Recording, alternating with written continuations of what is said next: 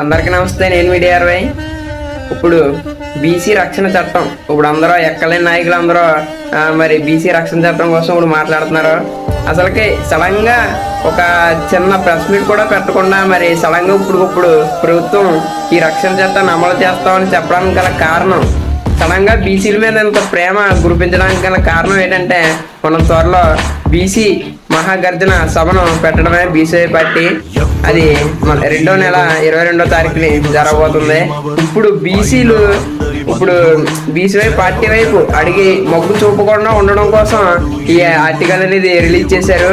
నిజంగా నేను చెప్పేది ఇప్పుడు చాలా మందికి నచ్చపోవచ్చు, కానీ వాస్తవం ఇదే. ఎందుకంటే సడన్ గా ఒక ఎమ్మెల్యే కానీ ఒక ఎంపీ కానీ చిన్న ప్రెస్ మీట్ కూడా పెట్టకుండా ఇప్పుడు దాకా బీసీ రక్షణ చట్టం కోసం మాట్లాడకుండా సడన్ గా ఇప్పుడు ప్రెజెంట్ రిలీజ్ చేయడానికి గల కారణం ఏంటంటే బీసీ మహాగర్జన ప్రోగ్రామ్ ని ఆపడం కోసమే ఖచ్చితంగానే. ఎందుకంటే ఇప్పుడు దాకా స్పందించలేదు.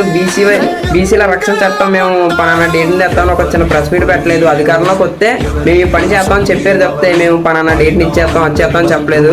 కానీ మొన్న బీసీ సదస్సు మీటింగ్ తర్వాత ఇప్పుడు ఈ ఆర్టికల్ అనేది రిలీజ్ చేశారు, త్వరలో అమల్లోకి తెస్తామని. ఒకవేళ మీరు తెస్తారో లేదో మాకు తెలియదు.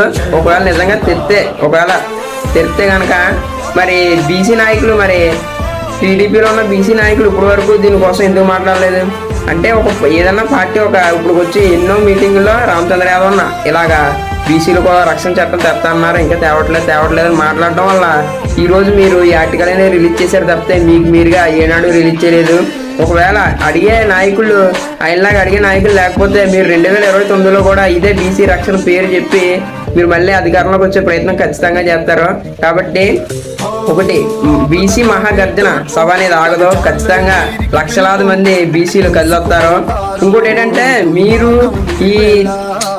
ఆ సభను ఆపడం కోసం ఇలాంటి ఆర్టికల్ రిలీజ్ చేయడం, ఒకవేళ మీరు నిజంగా తెస్తే మంచి పనే. ఒకవేళ తెలియకుండా ప్రజల్ని బీసీలని మోసం చేయడం కోసం ఇలాంటి సభలన్నీ ఇలా ఆర్టికల్ రిలీజ్ చేసినట్లయితే దీన్ని బీసీ పార్టీ ఖచ్చితంగా తీవ్రంగా ఖండిస్తుంది.